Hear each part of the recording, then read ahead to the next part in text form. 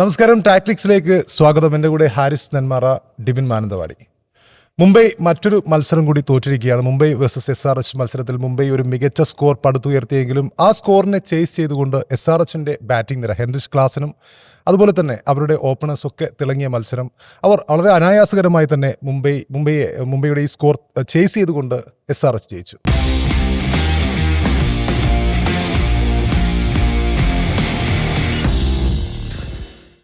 മത്സരത്തിലേക്ക് വരുന്നതിന് മുമ്പ് ഇന്ന് രോഹിത് ശർമ്മയുടെ ബർത്ത്ഡേ ആണ്. രോഹിത് ശർമ്മ നമുക്കറിയാം, ഇന്ത്യക്ക് വേണ്ടി T20 ലോക കിരീടം നേടിക്കൊടുത്ത നായകനാണ്. 507 അന്താരാഷ്ട്ര മത്സരങ്ങളിൽ നിന്നും 20,000-ലേറെ റൺസ് നേടിയ താരമാണ്.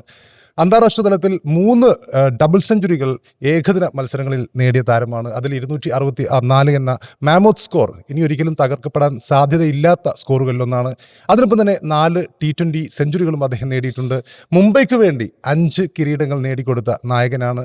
ആ നായകൻ്റെ അഭാവം ഇപ്പോൾ തീർച്ചയായും മുംബൈയെ അലട്ടുന്നു എന്നത് തന്നെയായിരിക്കും നമ്മൾ ഈ മത്സരങ്ങൾ കാണുമ്പോൾ, കഴിഞ്ഞ 2 വർഷത്തെ മുംബൈയുടെ പ്രകടനം കാണുമ്പോൾ നമുക്ക് തോന്നുക. അപ്പോൾ ഹാരിസ്, രോഹിത് ശർമ്മയുടെ ബർത്ത്ഡേ ആണ്. തീർച്ചയായും ഒരു മുംബൈ ഇന്ത്യൻ ഫാൻ എന്ന നിലയിൽ, അല്ലെങ്കിൽ ഒരു മുംബൈ ആരാധകൻ എന്ന നിലയിൽ രോഹിത് ശർമ്മയുടെ ക്യാപ്റ്റൻസി ശരിക്കും മിസ് ചെയ്യുന്നുണ്ടോ കഴിഞ്ഞ മത്സരത്തിലടക്കം? തീർച്ചയായും അത് തന്നെയാണ് മുംബൈ മിസ് ചെയ്യുന്ന വലിയൊരു മിസ്സിങ് എന്ന് ഞാൻ പറയും. എന്ന് പറഞ്ഞാൽ നമ്മൾ ഈ ടൂർണമെൻറ്റിൽ ഇരിക്കുന്നതിന് തൊട്ട് മുമ്പ് ഒരുപാട് വിലയിരുത്തലുകൾ നടത്തിയിരുന്നു. മുംബൈ ക്യാപ്റ്റൻസി മെറ്റീരിയലുകൾ കൊണ്ട് നിറഞ്ഞൊരു ടീമാണ്. 5ഓളം ക്യാപ്റ്റൻസ് അന്താരാഷ്ട്ര തലത്തിൽ തന്നെ, നിലവിൽ ക്യാപ്റ്റൻസി റോളിലുള്ള T20 ലോകകപ്പുകൾ, 2 T20 ലോകകപ്പുകൾ കയ്യിലുള്ള ക്യാപ്റ്റന്മാരുള്ള, ഇങ്ങനെയൊക്കെ ആയിരുന്നിട്ട് പോലും മുംബൈക്ക് എന്താണ് സംഭവിക്കുന്നത് എന്ന് വെച്ചാൽ, ഇന്ന് രാവിലെ ഇങ്ങോട്ട് കയറി വരുമ്പോൾ തന്നെ സ്പോർട്സ് റിപ്പോർട്ടറിൻ്റെ പേജിൽ ചെയ്ത വീഡിയോകൾക്കൊക്കെ താഴെ വന്നിട്ട് ആ നെന്മാറയിലെ ചെറുക്കനോട് പറയൂ മുംബൈ വീണ്ടും തോറ്റിട്ടുണ്ട് എന്നുകൊണ്ട് ആളുകൾ കൂട്ടയാക്രമണമൊക്കെ തുടങ്ങിയിട്ടുണ്ട്. പക്ഷേ വളരെ നിരാശപ്പെടുന്നു. എന്ന് പറഞ്ഞാൽ 3 സെഞ്ചുറികൾ മുംബൈ ഈ സീസണിൽ അടിച്ചിട്ടുണ്ട്. അതിൽ 2 സെഞ്ചുറികൾ ഇൻ വെയിൻ, 2ഉം നഷ്ടം വന്നു. അതായത് വിലയില്ലാതെ പോകുന്നു. അതും 2 പ്രോട്ടീസ് സെഞ്ചുറീസ് ആണെന്ന് ഓർക്കണം.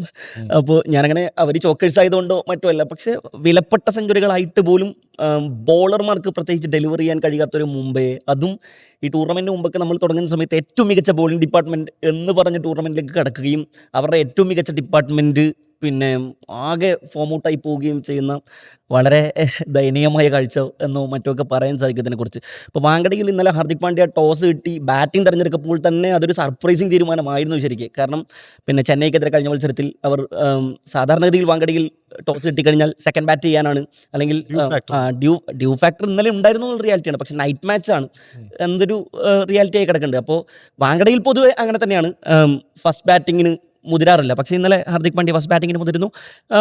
മുംബൈ ഈ സീസണിൽ 4 ഓപ്പണിംഗ് പാർട്ട്ണർഷിപ്പ്, ഇതുവരെ 4 ഓപ്പണിംഗ് ജോഡികൾ പരീക്ഷിച്ചു കഴിഞ്ഞു എന്നുള്ളതാണ്. ഒന്നാമത്തെ മത്സരത്തിൽ അവർ രോഹിത് ശർമ്മയും റിക്കിൾട്ടണെയും പരീക്ഷിക്കുന്നു, അത് വിജയിക്കുന്നു. ആ മത്സരത്തിലാണ് നല്ലൊരു ഓപ്പണിംഗ് പാർട്ട്ണർഷിപ്പ് നമ്മൾ ഈ ടൂർണമെൻറ്റിൽ ആദ്യമായി കണ്ടത്. ഡീകോക്കും റിക്കിൾട്ടണും വരുന്നു, ഡീകോക്കും ഡാനിഷ് മാലേവാറും വരുന്നു, ഇപ്പോൾ ഡീകോക്കും വിൽജാക്സും വരുന്നു. ഇത് 4ാമത്തെ വിൽജാക്സ് ടീമിലേക്ക് തിരിച്ചെത്തിയ ഒരു മൊമെൻറ്റ്. തുടക്കത്തിൽ നന്നായി തന്നെയാണ് തുടങ്ങിയത്. 70 റൺസിന് മുകളിൽ അവർ പവർ പ്ലേ സ്കോർ ചെയ്യുന്നു. സ്വാഭാവികമായിട്ടും മുംബൈയിലെ പോലൊരു ഫ്ലാറ്റ് പിച്ചിൽ നമ്മൾ പ്രതീക്ഷിക്കണമല്ലോ, 250 മുകളിൽ റൺസ് പ്രതീക്ഷിക്കണമല്ലോ. റിക്കിൾട്ടൻ്റെ ഇന്നിങ്സിനെ കുറിച്ച് എടുത്ത് പറഞ്ഞേ മതിയാവൂ. മുംബൈയുടെ ഹിസ്റ്ററിയിലെ ഏറ്റവും മികച്ച ഇന്നിങ്സുകളിലൊന്ന്, അവരുടെ ഏറ്റവും വലിയ ഹയസ്റ്റ് സ്കോറുകളിലൊന്ന് എന്ന പേരിൽ അടയാളപ്പെടുത്തപ്പെട്ടിട്ടുണ്ട്, വേഗതേറിയ സെഞ്ചുറികളിലൊന്ന്. അതുപോലെ തന്നെ മുംബൈയുടെ ഫസ്റ്റ് ഇന്നിങ്സിൽ ഏറ്റവും മികച്ച സ്കോറാണ് ഇന്നലെ പറഞ്ഞത് എന്നാണ്. ഏതൊക്കെ അർത്ഥത്തിൽ നോക്കിയാലും നമൻധീർ ഫോമായൊരു മത്സരം, സൂര്യകുമാർ യാദവ് ഒഴികെ എല്ലാവരും പ്രതീക്ഷയ്ക്കൊത്ത പ്രകടനം, ഹാർദിക് പാണ്ഡ്യ നന്നായി ഡെലിവർ ചെയ്തൊരു മത്സരം. ഇങ്ങനെയൊക്കെ വന്ന് 240 മുകളിൽ പോകുന്ന സമയത്ത് നമ്മുടെ കയ്യിൽ ജസ്പ്രീത് ബുംറ ഉണ്ടല്ലോ, ബോൾട്ട് ഉണ്ടല്ലോ, അശ്വിനി കുമാർ ഉണ്ടല്ലോ, വിൽജാക്സ് ഉണ്ടല്ലോ എന്ന പ്രതീക്ഷയ്ക്കായിരുന്നു. പക്ഷേ ബുംറയിൽ നിന്ന് അടിച്ചാണ് തുടങ്ങിയത് എന്നാണ്. അഭിഷേക് ശർമ്മയെക്കുറിച്ചൊക്കെ പറയുന്ന സമയത്ത് അഭിഷേക് ശർമ്മയും ജസ്പ്രീത് ബുംറയും മുമ്പ് നേരിട്ട സമയങ്ങളിലൊക്കെ ബുംറയുടെ ഡൊമിനൻസ് ആണ് നമ്മൾ കണ്ടിട്ടുള്ളത്. 17 റൺസോ മറ്റോ ആണ് ഇതിനു മുമ്പ് IPL പരസ്പരം ഏറ്റുമുട്ടിയ സമയത്ത് ബുംറയ്ക്കെതിരെ അഭിഷേക് ശർമ്മയ്ക്ക് അടിച്ചെടുക്കാനായിട്ടുള്ളത്. 2 തവണ ബുംറയ്ക്ക് മുന്നിൽ വീണ് പോയ ആളാണ് അഭിഷേക് ശർമ്മ. ഈ അഭിഷേക് ശർമ്മയെ ഈ ടൂർണമെൻറ്റിൽ പല കുറി സ്ലോവർ ബോളുകൾ എറിഞ്ഞ് ബോളർമാർ വീഴ്ത്തുന്നത് നമ്മൾ കണ്ടിട്ടുണ്ട്. ഇപ്പോൾ ജേക്കബ് ഡഫി അദ്ദേഹത്തെ വീഴ്ത്തിയത് സ്ലോവർ ബോൾ എറിഞ്ഞിട്ടാണ്, ശശാങ്ക് സിംഗ് അദ്ദേഹത്തെ വീഴ്ത്തിയത് സ്ലോവർ ബോൾ എറിഞ്ഞിട്ടാണ്, മുഹമ്മദ് ഷമി അദ്ദേഹത്തെ വീഴ്ത്തിയത് സ്ലോവർ ബോൾ എറിഞ്ഞിട്ടാണ്. അപ്പോൾ പേസ് വേരിയേഷൻസ് കൊണ്ട് അഭിഷേക് ശർമ്മയെ വീഴ്ത്താം എന്ന ബുംറയുടെ ചിലപ്പോൾ തോന്നലുണ്ടാകും. പക്ഷേ ബുംറ ഒരു സ്ലോവർ ബോൾ കൊണ്ടാണ് അഭിഷേക് ശർമ്മയെ നേരിടാൻ തുനിഞ്ഞത്. അങ്ങനെ ഒരു സ്ലോവർ ബോളിനെ സിക്സർ പറത്തിയാണ് അഭിഷേക് ശർമ്മ. ട്രാവിസ് ഹെഡ് ഈ സീസണിൽ പിന്നെ അങ്ങനെ കൺസിസ്റ്റൻ്റായി ബാറ്റ് വീശുന്ന ഒരു ബാറ്ററാണ് നമുക്ക് പറയാൻ സാധിക്കില്ല. അപ്പോൾ അവരുടെ ട്രാവിസ് ഷേക്കാണ് എല്ലാ കാലത്തും സൺറൈസേഴ്സ് ഹൈദരാബാദിൻ്റെ പിന്നെ തുടക്കം. അവരുടെ ടോപ്പ് ഓർഡറാണ് അവരുടെ എല്ലാ കാലത്തെയും ശക്തി. ഇപ്പോൾ കഴിഞ്ഞ കുറേ സീസണുകളിലായിക്കൊണ്ട് അവരെക്കുറിച്ച് നമ്മൾ പറയാറുള്ളത് പിന്നെ IPL റൈഫിൾ ക്ലബ്ബാണ് അവർ. ഒന്ന് പോയാൽ ഒന്ന്, ഒരുപാട് വെടിക്കെട്ട് പിന്നെ ബാറ്റർമാർ നിറഞ്ഞു നിൽക്കുന്ന ഒരു ടീമാണിത്. അപ്പോൾ അഭിഷേക് ശർമ്മ ലോകകപ്പ് മുതൽ വലിയ ഇൻകൺസിസ്റ്റൻസി നേരിട്ടുകൊണ്ടിരിക്കുന്നുണ്ട്. അതേപോലെ തന്നെ ട്രാവിസ് ഹെഡ് അഭിഷേക് ശർമ്മയുടെ ഈ ഫോം ഔട്ട് കാരണം ആയിരിക്കാം ചിലപ്പോൾ ട്രാവിസ് ഹെഡ് തുടക്കം മുതൽ തന്നെ പതറും നമ്മൾ കണ്ടിട്ടുണ്ട്. പക്ഷേ ഈ മത്സരം പിന്നെ ഇവരുടെ മൊത്തത്തിൽ ഫോം ഔട്ടായ മനുഷ്യരെ മുഴുവൻ ഫോം ആക്കാൻ വേണ്ടിയിട്ട് മുംബൈ ഇങ്ങനെ ഇട്ട് കൊടുക്കാമെന്ന് തോന്നിപ്പോയി. കാരണം നമൻധീർ 2 ക്യാച്ച് മിസ്സാക്കുന്നു, ഇവരൊരു അപ്പീൽ ചെയ്യുന്നില്ല. എന്നിട്ട് അതിനുശേഷം പിന്നെ ബാറ്റിൽ കൊണ്ടു എന്നൊക്കെ കാണുന്ന സമയത്ത് നമുക്ക് ഇടങ്ങറാവില്ലേ? കാരണം പിന്നെ കിടന്ന് അടിക്കുന്നതാണ് ട്രാവിസ് ഹെഡ് കണ്ടത്. ആ സമയത്താണ് ഗസാൻഫറിനെ കൊണ്ടുവരുന്നത്. ഇതിൽ ഹാർദിക് 2 വിക്കറ്റ് 2 വിക്കറ്റ് നല്ല നീക്കായിരുന്നു. അതെ വിക്കറ്റ് കിട്ടി. അതെ, ഗസാൻഫറിനെ കൊണ്ടുവന്നപ്പോൾ ഗസാൻഫർ ഒറ്റ ഓവറാണ് അഭിഷേക് ശർമ്മയും ഇഷാൻ കിഷനെയും വരുന്നത്. അപ്പോൾ മുംബൈക്ക് ഒരു തിരിച്ചൊരു പ്രതീക്ഷ. കാരണം 240 മേലെ ഒരു സ്കോറാണല്ലോ ഉള്ളത്. അപ്പോൾ പക്ഷേ ഹെൻറിച്ച് ക്ലാസിനെ കുറിച്ച് നമ്മൾ തുടക്കത്തിൽ ഈ സീസണിൽ പറഞ്ഞുകൊണ്ടിരുന്നത് അദ്ദേഹം നല്ല സ്ട്രൈക്ക് റേറ്റിലല്ല ബാറ്റ് വീശിക്കൊണ്ടിരുന്നത്. കാരണം അവരവിടെ സ്ട്രഗിൾ അനുഭവിച്ചുകൊണ്ടിരിക്കുന്നത്, അവർ ടോപ്പ് ഓർഡർ സ്ട്രഗിൾ അനുഭവിച്ചുകൊണ്ടിരിക്കുന്നതുകൊണ്ട് സ്വാഭാവികമായിട്ടും സ്കോർ ഉയർത്തുക എന്നത് അദ്ദേഹത്തിൻ്റെ കൂടെ കടമയായതുകൊണ്ട് തുടക്കത്തിലൊക്കെ സീസണിൻ്റെ തുടക്കത്തിലൊക്കെ ഹെൻറിച്ച് ക്ലാസൻ പൊതുവെ സ്ട്രൈക്ക് റേറ്റ് അധികമില്ല എന്ന് നമ്മൾ പറഞ്ഞുകൊണ്ടിരുന്നു. പക്ഷേ ഇന്നലത്തെ മത്സരത്തിൽ മൊത്തത്തിൽ ഹെൻറിച്ച് ക്ലാസൻ തിരിച്ചു വരുന്ന നമ്മൾ കണ്ടു. സലീൽ തിരിച്ചു വരുന്നുണ്ട്. സലീൽ ഈ ടൂർണമെന്റിൽ അധികം അങ്ങനെ ക്ലച്ച് ആവാത്തൊരു മനുഷ്യനാണ്. ആദ്യ മത്സരങ്ങൾ ഒഴിച്ച് പിന്നെ അദ്ദേഹം ഒരു ഹിറ്ററായിട്ട് മാറുന്ന ഒരു കാഴ്ച മത്സരത്തിലൊരു അതെ, ഇന്നലത്തെ മത്സരത്തിൽ ഒരു ജസ്പ്രീത് ബുംറയ്ക്കെതിരെ സലീൽ ഒരു നോ ലുക്ക് ഷോട്ട് 6 അടിക്കുന്നുണ്ട്. അതിനപ്പുറത്തേക്കൊന്നും പറയാനല്ലോ. അങ്ങനെ 20 ഓവർ പൂർത്തിയാകും മുമ്പ് തന്നെ കളി ജയിക്കുക. സോ മുംബൈ സംബന്ധിച്ച് വളരെ ഡിസപ്പോയിന്റിങ്. രോഹിത് ശർമ്മ പിന്നെ അദ്ദേഹത്തിന്റെ നിസ്സഹായനായ ഡ്രസ്സിംഗ് റൂമിൽ ശർമ്മ 3-4 കളികൾ കഴിഞ്ഞിട്ടാണ് തിരിച്ചു വരാൻ സാധ്യതയുള്ളതാണ് ഇന്നലെ ഇപ്പം ആർത്തിക തന്നെ പറഞ്ഞത്. ഇനിയോടെ ഹെഡേക്ക് മാറാൻ സാധ്യത നിലവിൽ ഈ സീസണിലും ഇല്ല എന്നുള്ളതാണ് നമ്മൾ മനസ്സിലാക്കേണ്ടത്. തീർച്ചയായും. അപ്പോൾ എന്തായാലും മുംബൈ ഈ സീസണിന് ശേഷം ഹാർദിക് പാണ്ഡ്യയെ കുറിച്ച് പുനരാലോചന നടത്തിയേ മതിയാവും. കാരണം രോഹിത് ശർമ്മ എങ്ങനെ കൊണ്ടുപോയിരുന്ന ഒരു ടീമാണത്. ആ ടീമിൻ്റെ നിലവിലെ അവസ്ഥ, അതും ടൂർണമെൻറ്റ് തുടങ്ങുന്നതിന് മുമ്പ് ഏറ്റവും മികച്ച സ്ക്വാഡുമായി വന്നൊരു ടീം ഇപ്പോൾ ഏറ്റവും അവസാനം അടിവാരത്ത് കിടക്കുന്ന ഒന്നാണ്. സോ ഹെൽപ്ലെസ്, വേറൊന്നും പറയാനില്ല. ഇതിലേക്ക് വരുമ്പോൾ പിന്നെ ഡിവിൻ മാനന്തവാടി, ഈ മുംബൈ ഇന്ത്യൻസിൻ്റെ സ്ക്വാഡ് തന്നെയാണ് ഏറ്റവും പ്രധാനം. കാരണം ഒരുപാട് മികച്ച താരങ്ങൾ ഇന്നലെ തന്നെ പിന്നെ ഓപ്പണേഴ്സിനെ മാറ്റിയിട്ടും അവരുടെ സ്ഥിരം ഓപ്പണേഴ്സിനെ മാറ്റിയിട്ടും വിൽ ജാക്സ് അവിടെ ഓപ്പണിങ്ങിന് ഇറങ്ങുന്നു. മാത്രമല്ല പിന്നെ അണിയറയിലുള്ളത് രോഹിത് ശർമ്മ, ഡീകോക്ക്, പിന്നെ കേശവ് മഹാരാജ്, അങ്ങനെയുള്ള ഒരുപാട് താരങ്ങൾ, കളിക്കാത്ത താരങ്ങളുണ്ട്. അപ്പോൾ അത്രയും സ്ട്രോങ് ആയിട്ടുള്ള ഒരു ടീമിന് ഇതെന്താ സംഭവിച്ചുകൊണ്ടിരിക്കുന്നത്? അല്ല, നമ്മളിപ്പം ഒരു രോഹിത് ശർമ്മയുടെ ഒരു അഭാവം നിങ്ങൾ നേരത്തെ പറഞ്ഞ ഒരു കാര്യം വലിയ ഘടകമായിട്ടാണ് ഞാൻ മനസ്സിലാക്കുന്നത്. കാരണം ഇപ്പോൾ കഴിഞ്ഞ സീസണിൽ രോഹിത് ശർമ്മയുടെ അഭാവം രോഹിത് ശർമ്മയുടെ ക്യാപ്റ്റൻസി മാറ്റി നിർത്തി. ക്യാപ്റ്റൻസി ഒരു ഘടകം തന്നെയാണ്. നമുക്കറിയാം കഴിഞ്ഞ 2024 കഴിഞ്ഞാൽ കഴിഞ്ഞ പ്രാവശ്യം ആയാലൊന്നും പ്രതീക്ഷയ്ക്കൊത്ത് ഉയരാൻ മുമ്പേക്ക് പറ്റിയിട്ടില്ല. ഇപ്പോൾ ഇത്തവണ ആയി കഴിഞ്ഞ് കഴിഞ്ഞാൽ പക്ഷേ രോഹിത് ശർമ്മ ഗ്രൗണ്ടിലുണ്ടെങ്കിലും അയാളുടെ എക്സ്പീരിയൻസ്, ഒരു സാന്നിധ്യം ഉണ്ടല്ലോ, ഒരു ലെജൻഡ് പ്ലെയറുടെ സാന്നിധ്യം ഒരു ടീമിലുണ്ടാകുമ്പോൾ ടീമിന് ഒരു മൊത്തത്തിൽ ആ ടീം യൂണിറ്റിന് അത് ഗുണകരമായി മാറാറുണ്ട്. പക്ഷേ അതുകൊണ്ട് തന്നെ രോഹിത്തിൻ്റെ അഭാവം, പിന്നെ ഓപ്പണിംഗ് സ്ലോട്ടിൽ അദ്ദേഹം ഇറങ്ങുമ്പോൾ അദ്ദേഹത്തിൻ്റെ ഒരു പോസിറ്റീവ് അപ്രോച്ച്, ഇത്തരം കാര്യങ്ങളെല്ലാം മുമ്പേക്ക് നഷ്ടമായിട്ടുണ്ട്. രണ്ടാമത്തെ കാര്യം എനിക്ക് അതിനകത്ത് പ്രധാനമായിട്ട് തോന്നുന്നത് ഈ ഹാർദിക് പാണ്ഡ്യ എന്നുള്ളൊരു ക്യാപ്റ്റനും ഇന്നലെ ഒരൊറ്റ ബൗളിംഗ് ചേഞ്ചിൽ മാത്രമാണ് ഹാർദിക്കിൻ്റെ തീരുമാനം ക്ലിക്കായെന്ന് നമുക്ക് തോന്നിച്ചിട്ടുള്ളൂ. വേറെ ഒരു ഘട്ടത്തിലും ഹാർദിക്കിന് ടീമിൻ്റെ മേലൊരു ഒരു ക്യാപ്റ്റൻ എന്നുള്ള രീതിക്ക് എന്തെങ്കിലും തരത്തിലുള്ള ഒരു സ്വാധീനം ചെലുത്താൻ പറ്റുന്ന ഒരു ക്യാപ്റ്റനാണെന്ന് ഇതുവരെ തോന്നിക്കാൻ പറ്റില്ല. ഇപ്പോൾ നമുക്ക് കഴിഞ്ഞ ചെന്നൈക്കെതിരെയുള്ള കളി ബോളിംഗ് ഡിപ്പാർട്ട്മെൻറ്റ് നന്നായിട്ട് പെർഫോം ചെയ്യുമ്പോഴും ഒരു സൈഡിൽ സഞ്ജു എന്ന് പറയുന്ന ഒരു പ്ലെയറെ നിയന്ത്രിക്കുന്ന രീതിക്ക് കാര്യങ്ങൾ ഫീൽഡ് സെറ്റിലായി കഴിഞ്ഞാലും ബോളിംഗ് ചേഞ്ചിനൊന്നും ആ അർത്ഥത്തിൽ പറ്റിയിട്ടില്ല. ഈ കളിയിട്ട് ഇപ്പോൾ വന്നു കഴിഞ്ഞാൽ ഞാൻ മനസ്സിലാക്കണത് ഈ ഇപ്പം GTക്ക് വേണ്ടി 2 സീസണിൽ ഹാർദിക് പാണ്ഡ്യ എന്ന് പറയുന്ന ഒരു ക്യാപ്റ്റൻ നേടിയ വിജയം എന്നൊക്കെ പറഞ്ഞിട്ടാണ് അത് സെലിബ്രേറ്റ് ചെയ്യപ്പെട്ടത്. പക്ഷേ ഞാനിപ്പോൾ പറയുന്നു അതിൻ്റെ എല്ലാം മാസ്റ്റർ ബ്രെയിൻ ആശിഷ് നെഹ്റ ആയിരുന്നു എന്ന് വിശ്വസിക്കാനാണ് എനിക്കിപ്പോൾ ഇഷ്ടം. കാരണം അല്ല, തീർച്ചയായും എനിക്ക് അങ്ങനെ വിശ്വസിക്കാനാണ് ഇഷ്ടം. കാരണം 3 സീസണായിട്ടും ഒരു തരത്തിലും ഒരു ക്യാപ്റ്റൻ എന്നുള്ള രീതിക്ക് പ്രൂവ് ചെയ്യാനോ ഇത്രയും ഇപ്പം സൂര്യകുമാർ യാദവ് അദ്ദേഹം ഈ ത്രൂ ഔട്ട് ഫോം ഔട്ടാണ്.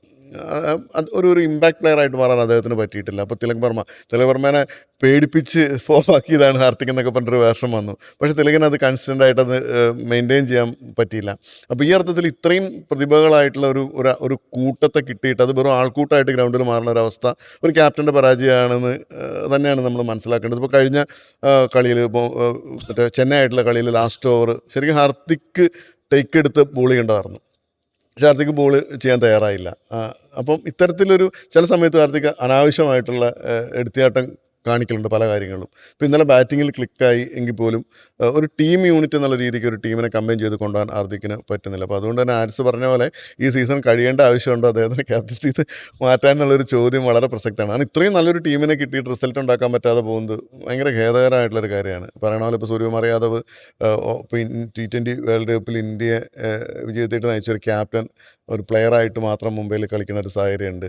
അപ്പോൾ അത്തരത്തിൽ ഒരു ക്യാപ്റ്റൻ ക്ഷാമം നിലവിൽ പിടിക്കൊക്കെ അല്ലെങ്കിൽ അത്തരത്തിൽ ക്ഷാമല്ല, ക്യാപ്റ്റൻ അധികമാണ്. രോഹിത് ശർമ്മ പിന്നെ സാറ്റ്ലർ, ബുംറ. അല്ല ഞാനീ പറയുന്നത് ഇപ്പം ഇത്രയും നല്ലൊരു ബോളിംഗ് യൂണിറ്റ്, ഇത്രയും നല്ലൊരു ബാറ്റിംഗ് യൂണിറ്റ്, ഇപ്പം ബാലൻസ്ഡ് ആയിട്ടുള്ള ഒരു ഇപ്പോൾ കിൽട്ടനെ പോലെ ഒരു വിക്കറ്റ് കീപ്പർ, എത്ര എക്സ്പ്ലോസീവായിട്ട് ബാറ്റ് ചെയ്യാൻ പറ്റുന്ന ഒരു വിക്കറ്റ് കീപ്പറുണ്ട്. ഹാർദിക് പാണ്ഡ്യനെ പോലെ ഒരു ബോളും ബാറ്റും ഒരുപോലെ ഉപയോഗിക്കാൻ പറ്റുന്ന ഓൾറൗണ്ടർ ഉണ്ട്.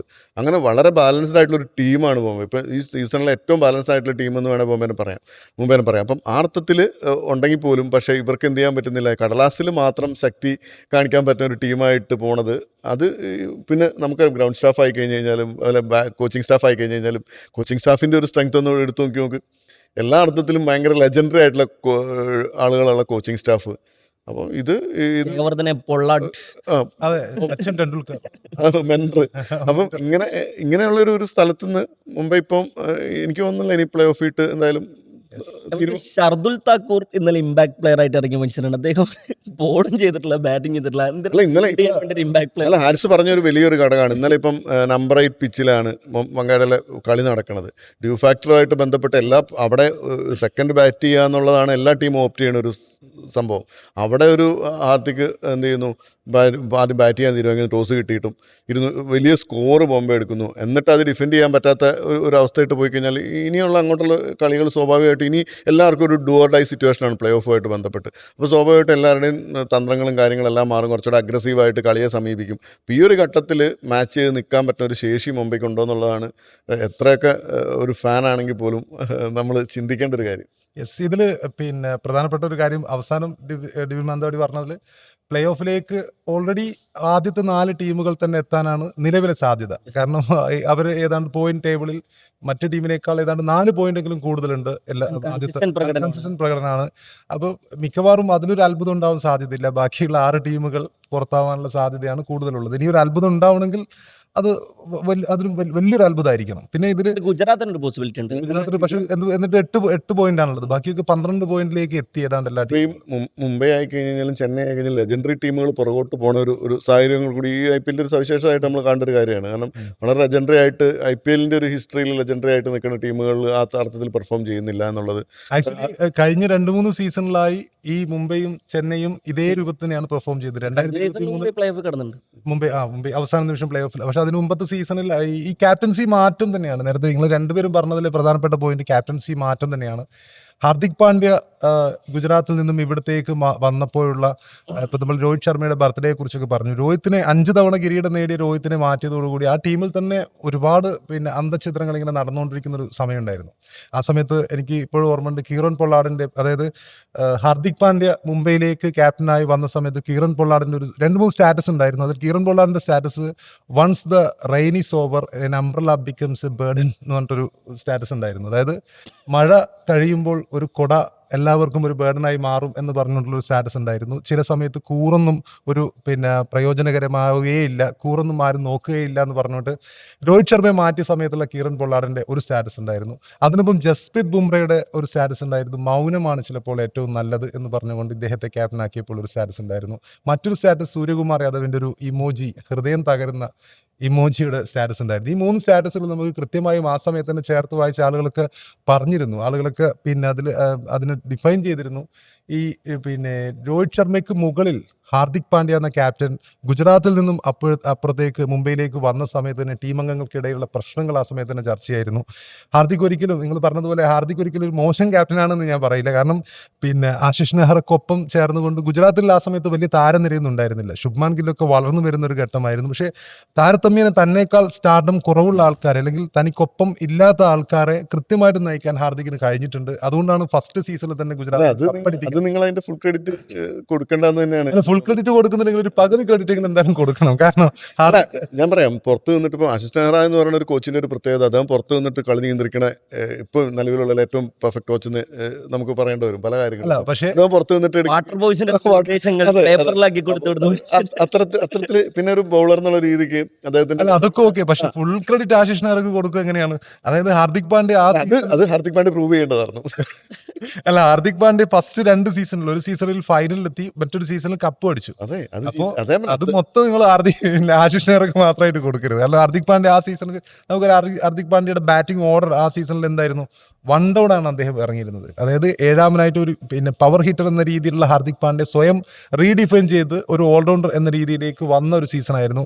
1 ഡൗൺ അല്ലെങ്കിൽ 2 ഡൗൺ പൊസിഷനിൽ ഇറങ്ങിക്കൊണ്ട് ഒരു ബാറ്റർ എന്ന രീതിയിൽ ഹാർദിക് തിളങ്ങി. ഞാൻ പറഞ്ഞ പോയിന്റും അതാണ്. ഇപ്പൊ സൂര്യകുമാർ യാദവിനെ പോലെ ഒരു പ്ലെയർ ഔട്ട് ഫോം ആണെന്നുള്ള കാര്യം എല്ലാവർക്കും ബോധ്യമുണ്ട്.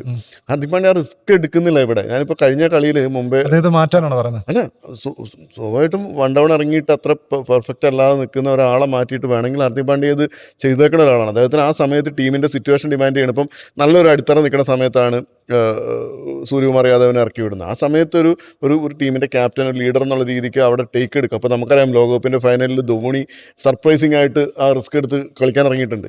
അപ്പോൾ ക്യാപ്റ്റൻ എന്നുള്ള രീതിക്ക് ടീമിൻ്റെ ഒരു മൊമെൻറ്റം കീപ്പ് ചെയ്യുക എന്നുള്ളൊരു റിസ്ക് എടുക്കാൻ ഹാർദിക് പാണ്ഡ്യ തയ്യാറാവുന്നില്ല. ഇപ്പോൾ കഴിഞ്ഞ കളിയിൽ ഞാൻ പറഞ്ഞില്ല, ലാസ്റ്റ് ഓവർ ബോൾ ചെയ്യാനുള്ള ഒരു റിസ്ക് ഹാർദിക് പാണ്ഡ്യ എടുക്കുന്നില്ല. ഈ കളിയിൽ ഇപ്പോൾ ഇത്രയും നല്ലൊരു അടിത്തറ കിട്ടിക്കഴിഞ്ഞിട്ട് അവിടെ ഫസ്റ്റ് ഡൗൺ ഇറങ്ങാം, അല്ലെങ്കിൽ ഞാൻ 1 ഡൗൺ ഇറങ്ങി പെർഫോം ചെയ്ത ഒരാളാണെന്ന് അയാൾക്ക് ബോധ്യമുണ്ട്. ആ റിസ്ക് എടുക്കാൻ അയാൾ തയ്യാറാവുന്നില്ല. പിന്നെ അയാൾ എടുക്കുന്ന റിസ്കുകൾ എപ്പോഴും നേരെ എന്താ പറയുക, ഓപ്പോസിറ്റ് ഫലമാണ് ഉണ്ടാക്കുന്നത്. ഞാൻ പറഞ്ഞാൽ, അത്തരത്തിലൊരു ക്യാപ്റ്റൻ എന്നുള്ള രീതിക്ക് ടീമിൻ്റെ മൊമെൻറ്റം ഡിമാൻഡ് ചെയ്യുന്ന സമയത്ത് അത്തരത്തിൽ റിസ്ക് എടുക്കാൻ തയ്യാറാവുന്നില്ല എന്നുള്ളതാണ് ഞാൻ പറയുന്ന ഏറ്റവും വലിയ വിമർശനം. അല്ല, ടു മച്ച് ഒരുപാട് ക്യാപ്റ്റന്മാർ ഉണ്ടാവുന്ന സമയത്തുള്ള ഒരു പ്രശ്നമാണ്. പറയുന്നത് അങ്ങനെയാണെങ്കിൽ ടീമിൽ അവിടെ ഒരു പ്രശ്നമുണ്ട്. കാരണം എന്ന് പറഞ്ഞു കഴിഞ്ഞാൽ, ടീം എന്ന് പറയുമ്പോൾ ഇപ്പം നിങ്ങൾ പറയുന്നത് സ്റ്റാർഡമുള്ള പ്ലെയേഴ്സിനെ നയിക്കാനുള്ള ശേഷി ഹാർദിക് പാണ്ഡ്യക്ക് ഇല്ല എന്ന് നമ്മൾ സമ്മതിക്കും. അല്ല, അദ്ദേഹത്തിന് കൃത്യമായ ഒരു ഫ്രീഡം അവിടെ കിട്ടുന്നുണ്ടോ എന്നുള്ളത് ഒരു ചോദ്യ വിഷയമാണ്. കാരണം അത്രയും അതൊരിക്കലും നമ്മളത് കാണേണ്ടത്. ഇപ്പം ഞാൻ പറയും, ഇപ്പം ഗ്രൗണ്ടിൽ ഒരു ഗീവ് ആൻഡ് ടേക്ക് എന്നുള്ളൊരു സ്ഥലത്തേക്ക് ഞാൻ മനസ്സിലാക്കുന്നു, ഇത്രയും സീനിയർ പ്ലെയേഴ്സ് ഉണ്ടെങ്കിൽ പോലും ഒരു ഗീവ് ആൻഡ് ടേക്ക് എന്നുള്ള രീതിക്ക് ഗ്രൗണ്ടിൽ ഒരു കോൺവെർസേഷൻ നടക്കണം നമ്മൾ കണ്ടിട്ടില്ല.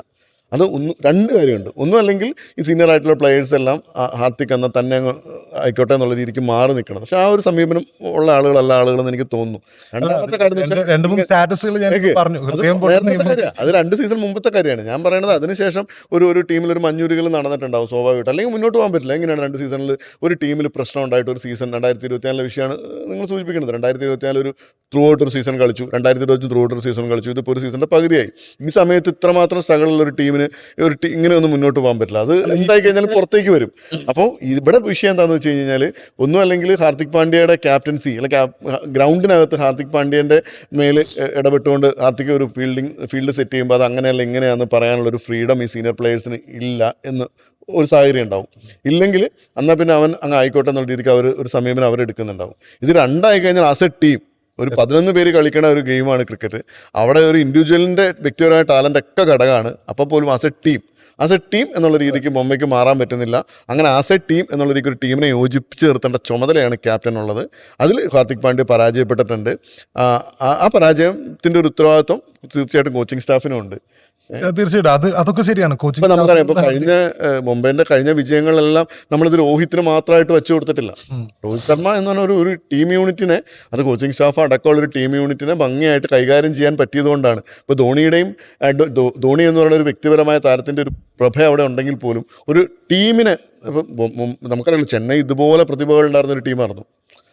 ഒരു ടീമിനെ അത്തരത്തിൽ കൊണ്ടുപോകുക എന്നുള്ളൊരു സ്ഥലത്തേക്ക് ആരെത്തുന്നില്ല, ഹാർദിക് എത്തുന്നില്ല എന്നുള്ളത്. അതായത് ഞാൻ പറയുന്നത് അത് തന്നെയാണ്. കളിക്കാരിൽ നിന്നും, അത് സീനിയർ പ്ലെയറിൽ നിന്നും വേണ്ടത്ര അദ്ദേഹത്തിന് ഒരു പിന്തുണ കിട്ടുന്നുണ്ടോ എന്നുള്ളതൊരു ചോദ്യ വിഷയമാണ്. ഹാർദിക് പാണ്ഡ്യ ഒരു ക്യാപ്റ്റനായിട്ട് മറ്റ് സീനിയർ കളിക്കാരൊക്കെയും ആ രീതിയിൽ ഇപ്പോൾ രോഹിത് ശർമ്മ ക്യാപ്റ്റനാണെങ്കിൽ അവർക്ക് അദ്ദേഹത്തിന് കിട്ടിയിരുന്ന ഒരു പിന്തുണ മറ്റു കളിക്കാരിൽ നിന്നും ഹാർദിക്കിന് കിട്ടിയോ എന്നുള്ളതും കിട്ടുന്നുണ്ടോ എന്നുള്ളതും ഒരു ചോദ്യ വിഷയമാണ്.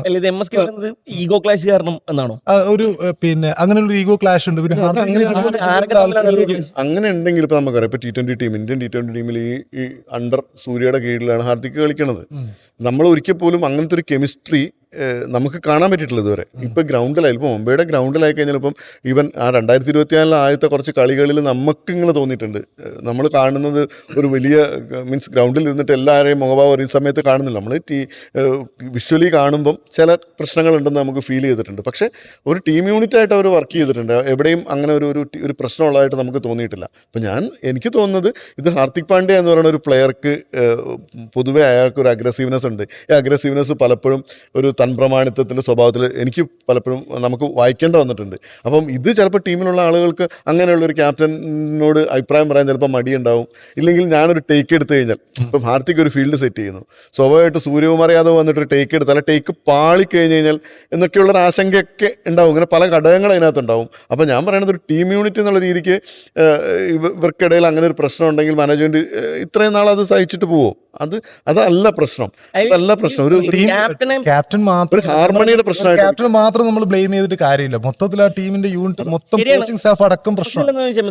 ക്യാപ്റ്റനെ പ്ലേസ് ചെയ്യുന്ന ടൈം യഥാർത്ഥത്തിൽ മുംബൈ എന്ന് പറഞ്ഞാൽ മുംബൈ ചിലപ്പോൾ മാനേജ്മെന്റ് ചിലപ്പോൾ ഉദ്ദേശിക്കുന്നത് ഇപ്പോൾ രോഹിത് ശർമ്മയ്ക്ക് ശേഷം എന്ത് എന്നതായിരിക്കും അവർ ഹാർദിക് പാണ്ഡ്യയെ കൊണ്ട് പ്ലേസ് ചെയ്യുന്ന സമയത്ത് പിന്നെ ആലോചിച്ചിട്ടുണ്ടാവുക. പക്ഷേ ആരാധകർ ഇതിനോട് എങ്ങനെയാണ് പ്രതികരിക്കുക?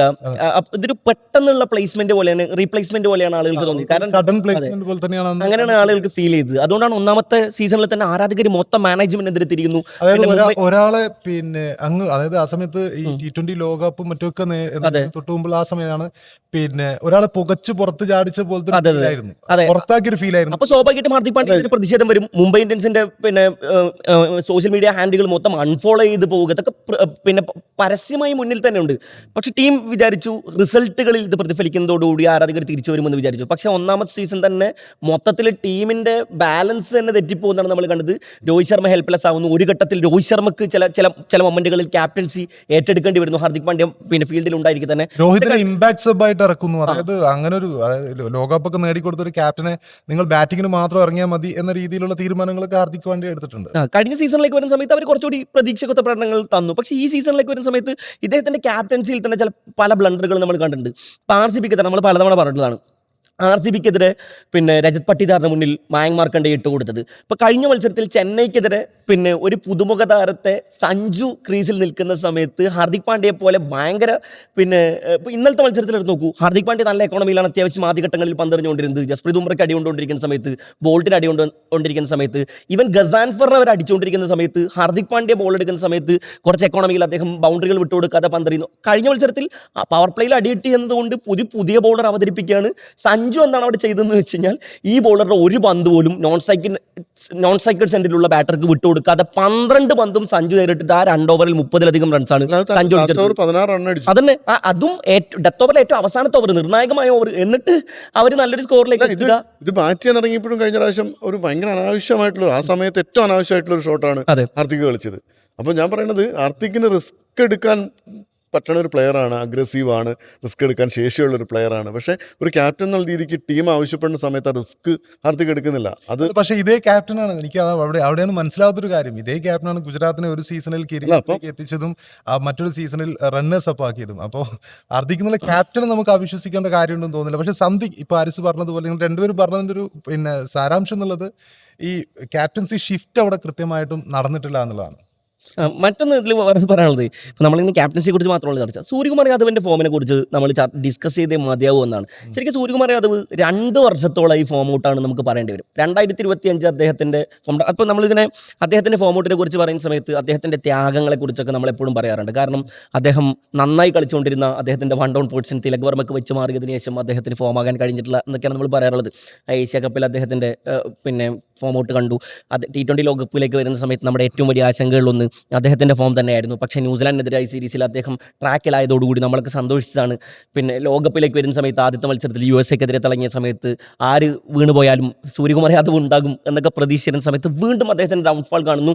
ഈ ടൂർണമെൻറ്റിലേക്ക് വരുന്ന സമയത്ത് ഒരൊറ്റ മാച്ച് വിന്നിംഗ് പെർഫോമൻസ് അദ്ദേഹത്തിൻ്റെ കയ്യിൽ നമ്മൾ കണ്ടിട്ടില്ല എന്നുള്ളതാണ്. 140 അതൊരു 140 സ്ട്രൈക്ക് റേറ്റ്. ചിലപ്പോൾ നിങ്ങൾക്കതൊരു മാന്യമായ സ്ട്രൈക്ക് റേറ്റ് ആയിട്ട് തോന്നിയേക്കാം. പക്ഷേ ടീമിൻ്റെ വിജയങ്ങളിൽ ഒരു കാലത്ത് പിന്നെ മിസ്റ്റർ 360 എന്നൊക്കെ അറിയപ്പെട്ടിരുന്ന കഴിഞ്ഞ സീസണിൽ അദ്ദേഹമായിരുന്നു IPL ടോപ്പ് സ്കോറർ എന്നാലോചിക്കണം മുംബൈക്ക് വേണ്ടിയിട്ട്. അവിടെ ഒരു കാര്യം ഉണ്ട്. ഇപ്പോൾ കഴിഞ്ഞ ചെന്നൈക്കെതിരെയുള്ള കളിയിൽ നമുക്കറിയാം, ഇപ്പം അതിന് മുമ്പത്തെ കളിയിൽ ഹാർദിക് നോൺ സ്ട്രൈക്കറിൽ നിൽക്കുമ്പം തിലക് വർമ്മേനെ കൊണ്ട് പറഞ്ഞ് കളിപ്പിക്കുന്നുണ്ട്. ഇന്നലെ ചെന്നൈക്കെതിരെയുള്ള കളിയിൽ വളരെ നിർണായകമായിട്ട് സ്കോർ ചെയ്യേണ്ട സമയത്ത് രണ്ട് നല്ല ബാറ്റ്സ്മാൻമാർ, ഇപ്പോൾ തിലക് വർമ്മയും സൂര്യകുമാർ യാദവും ക്രീസിൽ നിൽക്കുന്ന സമയത്ത്, സൂര്യകുമാർ യാദവ് ഓൾറെഡി അദ്ദേഹം ഫോം ഔട്ടാണെന്ന് അദ്ദേഹത്തിന് അറിയാം, പക്ഷേ കൂടെ നിൽക്കണേ തിലക് വർമ്മ നല്ല ഫോമിൽ കളിക്കുന്ന ഒരു പ്ലെയറാണ്. അദ്ദേഹത്തിന് അതേ അർത്ഥത്തിൽ ഒന്ന് എൻകറേജ് ചെയ്തിട്ട് നോൺ സ്ട്രൈക്കർ എന്നുള്ള രീതിക്ക് അത്തരത്തിലുള്ള ഒരു ശ്രമം ഉണ്ടായിട്ടില്ല. അവർ ഭയങ്കര ഒരു മെല്ലപ്പോക്ക് സമീപനത്തിലാണ് ചെന്നൈക്കെതിരെ ബാറ്റ് ചെയ്തത്. ചെന്നൈക്കെതിരെ കുറച്ചുകൂടെ കൂടി ശരി നമുക്ക് അഗ്രസീവായിട്ട് സ്കോർ ചെയ്ത് കളിക്കാൻ പറ്റാത്ത സമയത്ത് ഒരുപാട് വേക്കൻറ്റ് സ്പേസ് ഉണ്ട് ഗ്രൗണ്ടിൽ, ഡബിൾ എടുക്കാനുള്ളൊരു ശ്രമം നടത്താം. ഇത്തരത്തിലൊരു ശ്രമവും നടത്താതെ ഇങ്ങനെ അവിടെയാണ് ചില സമയത്ത് എനിക്ക് ഇപ്പം ഷെഫീക്ക് പറഞ്ഞൊരു വിഷയം കുറച്ചുകൂടെ ഇതായിട്ട് തോന്നുന്നു. ഇവരെ എല്ലാവരും അത്തരത്തിലൊരു അവരുടെ ഒരു പ്രതിഭയ്ക്കനുസരിച്ച് അവർ മുംബൈക്ക് വേണ്ടി അവരുടെ ആ ഒരു സ്ഥാനം ഇപ്പോൾ അപ്ലൈ ചെയ്യുന്നുണ്ടോ എന്നുള്ളൊരു സ്ഥലത്ത് നമുക്ക് സംശയം എന്നുള്ളൊരു ഘടകം അവിടെ ഉണ്ട്.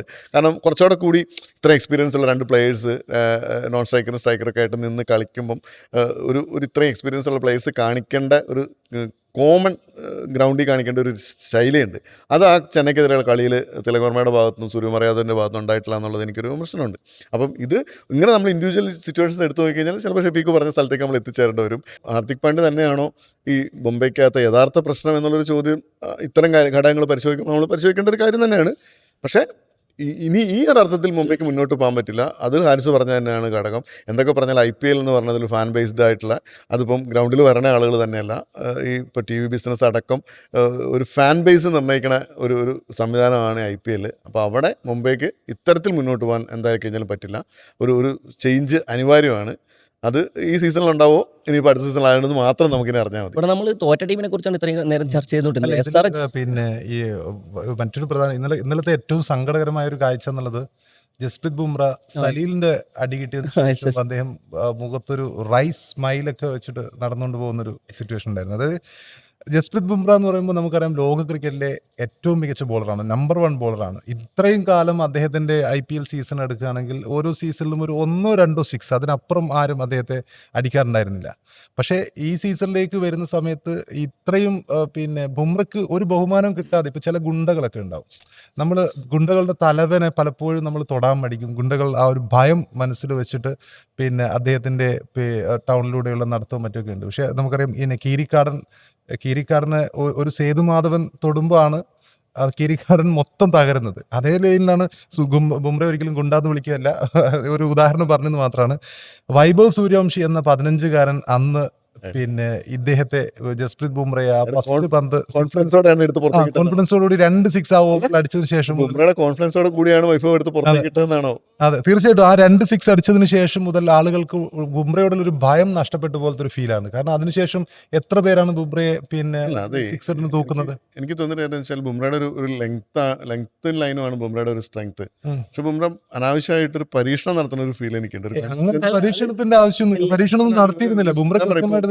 ഇപ്പൊ ചെന്നൈക്കെതിരെയുള്ള കളിയിൽ ഒരു ലെഗ് സൈഡിൽ കൂടുതൽ കോൺസെൻട്രേറ്റ് ചെയ്തിട്ട് അല്ല, ചെന്നൈക്കെതിരെയുള്ള കളിയിൽ കഴിഞ്ഞ മുമ്പത്തെ കളിയിലും ലെഗ് സൈഡിൽ കോൺസെൻട്രേറ്റ് ചെയ്ത് ബോൾ ചെയ്യണ ഒരു സ്ഥലത്തേക്ക് മാറിയിട്ടുണ്ട്. പക്ഷെ അത് അദ്ദേഹത്തിൻ്റെ ഒരു റിതം ഉണ്ടല്ലോ, ഒരു ബൗളർ എന്നുള്ള രീതിക്ക് ഒരു റിതം ഉണ്ട്. ആ റിതമാണ് ബുംറേൻ്റെ ലൈനും ലെങ്ത്തിൻ്റെയും ബേസ് എന്ന് എനിക്ക് തോന്നുന്നു. ആ റിതത്തിൽ അയാൾ ഒരു പരീക്ഷണം നടത്തുന്ന ഒരു ബോൾ എത്ര അടി കിട്ടിക്കഴിഞ്ഞാലും ഒരു റിതം സൂക്ഷിക്കുന്ന ഒരു ബുംറ നമുക്കുണ്ടായിരുന്നു.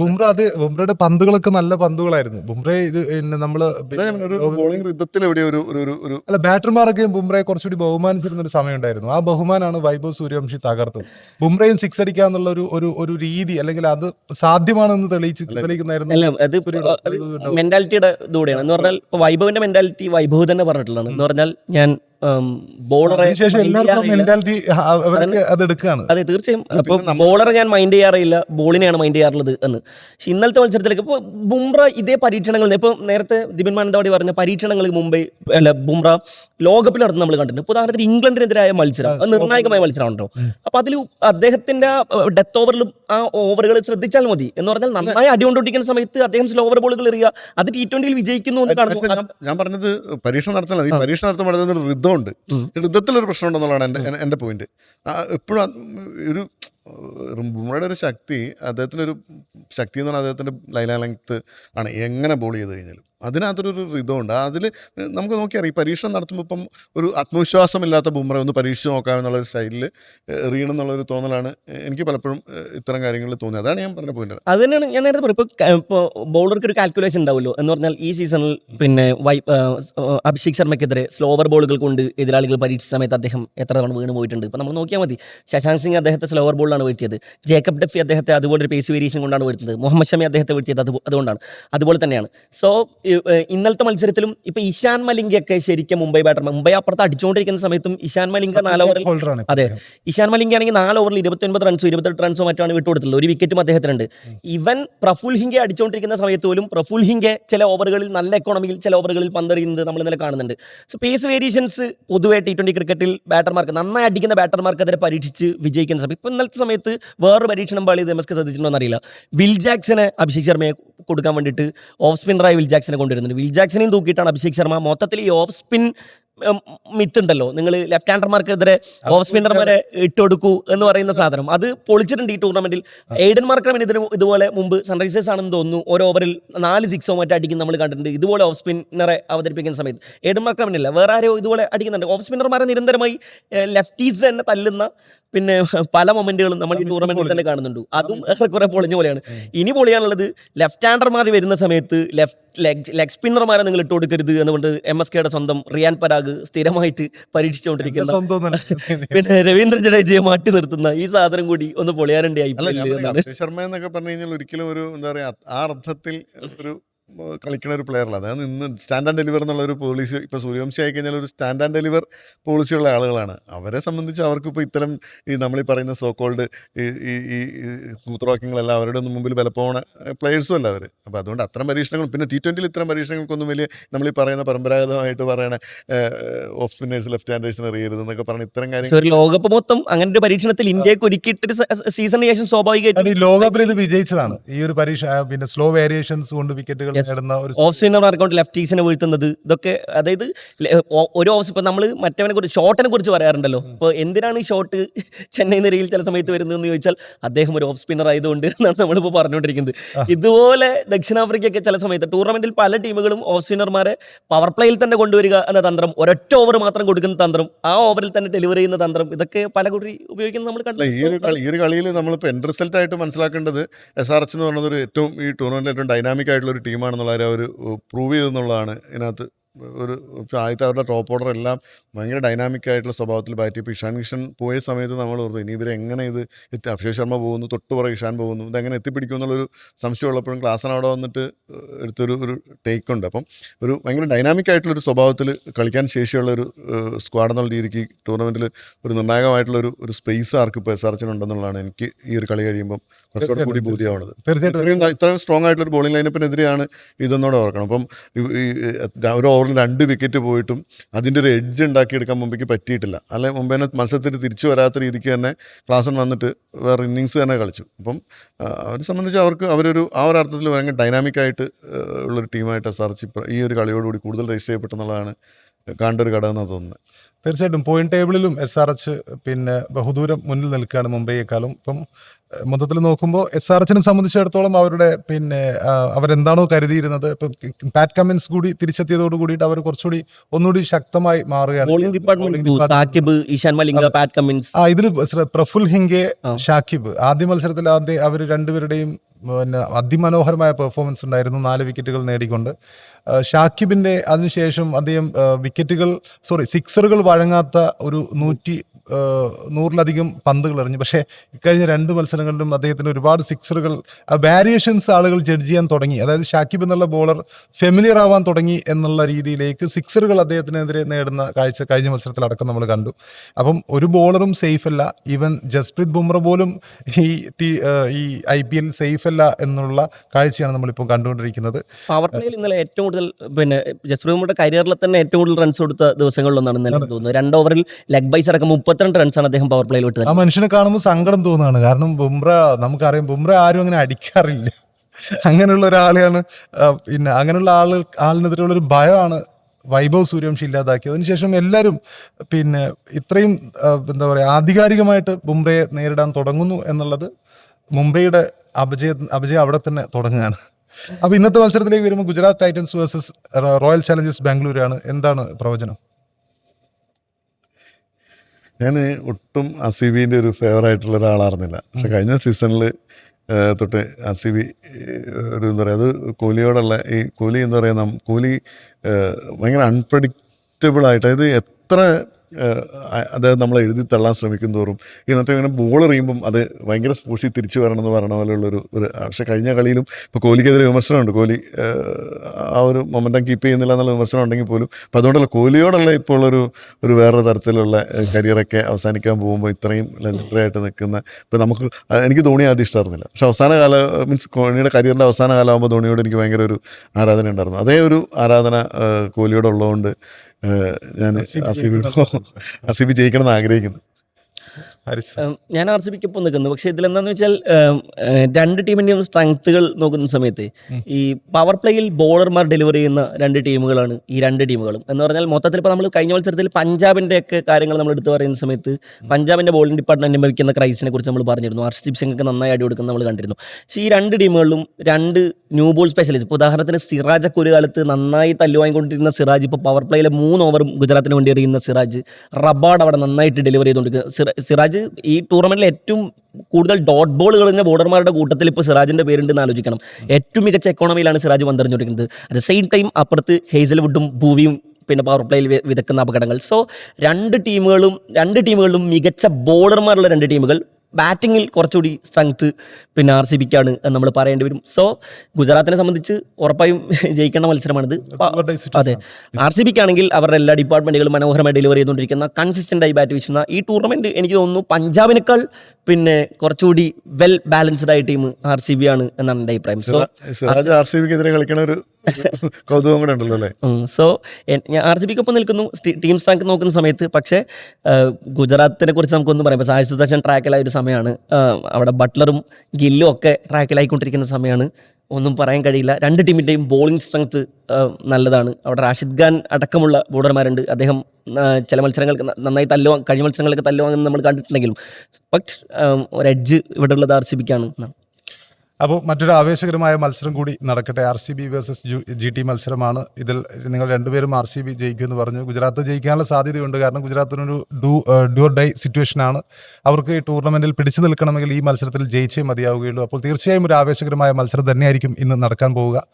ടാക്ടിക്സ് ഇവിടെ അവസാനിക്കുന്നു. മറ്റൊരു ദിവസം മറ്റൊരു എപ്പിസോഡുമായി വീണ്ടും വരാം.